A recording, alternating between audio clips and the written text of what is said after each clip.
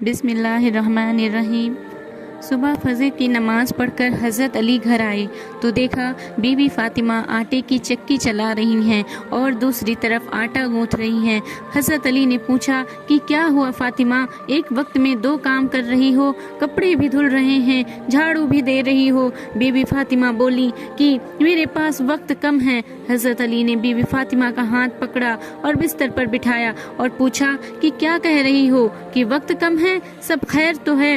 Be be Fatima بولی، اے علی، فجر کی نماز پڑھ کر بیٹھی تھی اور میری آنکھ لگ گئی اور خواب میں میرے ابا کی زیارت ہو گئی۔ دیکھا کہ ابا گھر آئے ہیں اور کبھی اس کمرے میں تو کبھی اس کمرے میں دیکھ رہے تھے۔ میں سامنے ہو گئی تو ابا نے مجھے گلے سے لگا لیا اور زار و قطار رونے لگے اور میں نے پوچھا، ابا جان سب خیر تو ہے؟ ابا نے فرمایا کہ بیٹی، میں تمہیں کب سے تلاش کر رہا ہوں، میں تمہیں لینے آیا ہوں۔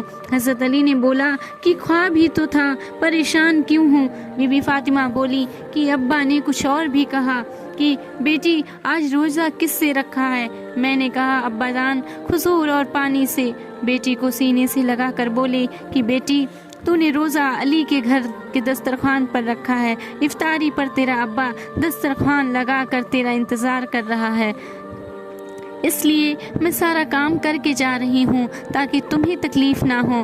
اتنے میں حضرت حسن حسین رضی اللہ تعالی عنہ آ گئے۔ حضرت علی نے بولا، فاطمہ بچے چھوٹے ہیں، ابھی تو نے کچھ دیکھا بھی نہیں ہے، انہیں چھوڑ کر مت جا۔ بی بی فاطمہ بولی، علی تجھ سے میں 3 وصیتیں مانگتی ہوں، 3 وصیتیں تجھے کرتی ہوں۔ پہلی، میرے بعد جس سے چاہنا اس سے نیک عورت سے شادی کر لینا، تجھے اجازت ہے۔ اور دوسری یہ کہ اگر اپنے 29 دن اپنی بیوی کے پاس گزارنا تو ایک رات میرے بچوں کے پاس گزارنا۔ بچے چھوٹے ہیں، انہیں ماں اور باپ دونوں کا پیار دینا، اور جب بچے جوان ہو جائیں تو انہیں اللہ کے سپرد کر دینا۔ جب یہ سنا تو دونوں بولے، ابا جان اماں کہاں جا رہی ہیں؟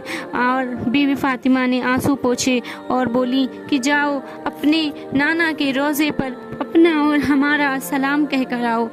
حضرت حسن حسین رضی اللہ تعالیٰ عنہ گئے اور روتے ہوئے واپس آ گئے تو فاطمہ نے پوچھا کہ ابھی تو گئے تھے اور اتنی جلدی واپس آ گئے؟ تو بولے، اماں نانا جان نے بھیجا ہے کہ جاؤ اپنی اماں کے پاس چلے جاؤ، نانا کا روزہ تو بعد میں بھی مل جائے گا لیکن ماں کا چہرہ آج کے بعد کبھی نظر نہیں آئے گا۔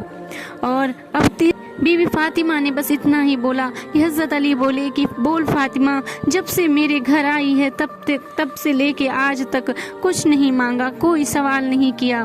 تو بی بی فاطمہ بولی کہ مجھے میرے حق معاف کر دینا، اور روز محشر میں حوض کوثر پہ جب میں اپنے باپ ابا جان کے ساتھ کھڑی ہوں تو ان سے یہ شکایت نہ کرنا کہ آپ کی بیٹی نے حق ادا نہیں کیے۔ حضرت علی رونے لگے اور فرمایا، فاطمہ یہی تو میں بھی تجھ سے کہنا چاہتا ہوں کہ جب تو روز محشر حوض کوثر پہ اپنے ابا جان کے ساتھ کھڑی ہو اور علی کو آتا دیکھ کے اپنے ابا جان کو یہ اشارہ نہ کرنا کہ ابا جان میں جب سے علی کے گھر میں گئی ہوں میں نے ایک وقت کا بھی کھانا پیٹ بھر کے نہیں کھایا ہے۔